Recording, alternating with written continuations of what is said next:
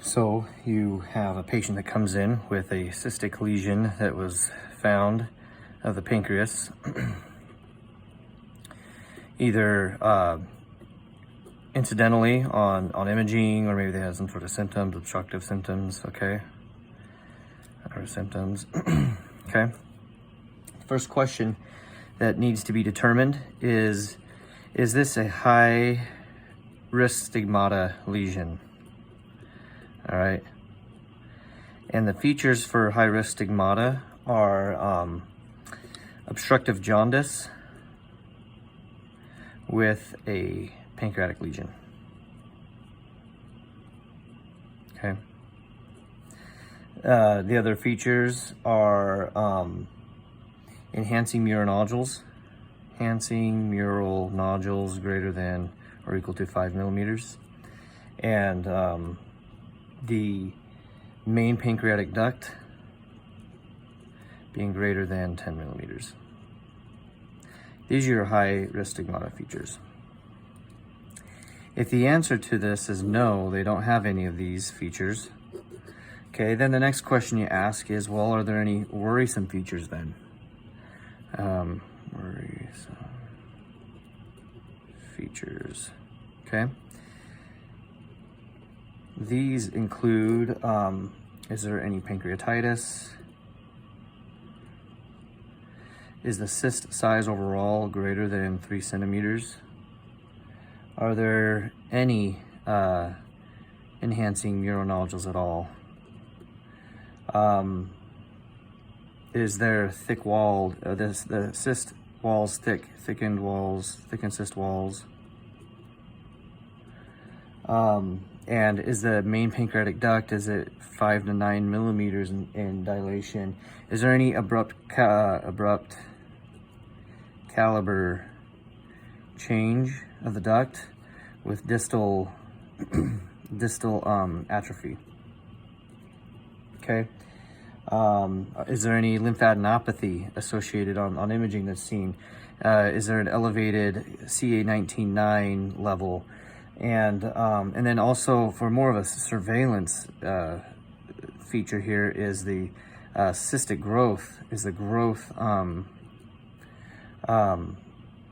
rate, is the growth rate greater than 5 millimeters in any given two-year period? Okay, so these are your more worrisome features. And then if the answer to this is also no, if that answer is no, well, then your next question is, what's the size? Because then you're gonna go into the surveillance. You're going into more of the surveillance portion of management here with that. So you're gonna look at cyst sizes less than 1 centimeter, 1 to 2 centimeters, 2 to 3 centimeters, and then greater than 3 centimeters, okay? For cysts less than 1 centimeter in size, you're gonna typically go with a CT, MRI, the pancreatic protocol. You're gonna repeat that in 6 months, okay? And then you're gonna go for imaging every 2 years if there's no changes, okay?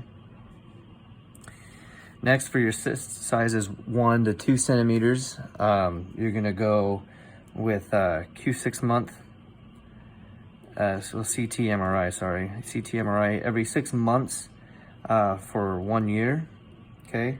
And then you're gonna go to Q1 year times 2 years, and then you're gonna go to Q2 years after that if no change, okay? Now, for your larger, greater than 2 centimeters, you're gonna start going with the EUS. You're gonna do your EUS with FNA in 3 to 6 months, okay? And then you're gonna do it every year, alternating EUS and MRI every other year, okay? So every other year, okay? However, a caveat here is, in your surgically fit young patients that are gonna have an unrealistic prolonged period of intensive surveillance, you're really gonna push them towards resection as a quality of life may be an issue here. Okay. And then for greater than 3 centimeters, you're gonna have close surveillance. Okay, just fix that S. And this is, you're alternating your MRI and your EUS every 3 months. Alternating, okay? 3 to 6 months.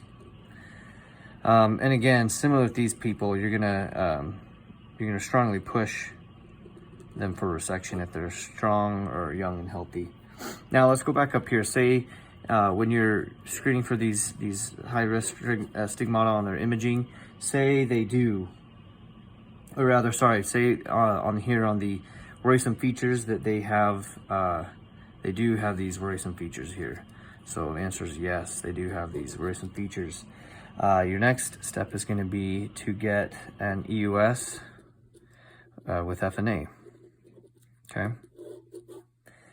And so then you look at, well, what are some of the features here? Do I have any high risk features on FNA? Okay. These include any mural nodules greater than 5 millimeters. Okay.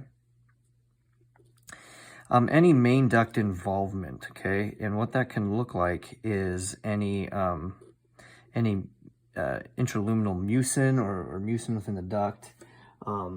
Also, any thickened wall that you see in there. And we already said the mural nodules. So any mural nodules seen within the duct or intraluminal mural nodules. Okay, and then another feature is the cytology. So if it's either positive for malignancy or suspicious for malignancy, such as, you know, your CEA being greater than 160, I think, picograms per milliliter. Okay, so that's your high risk.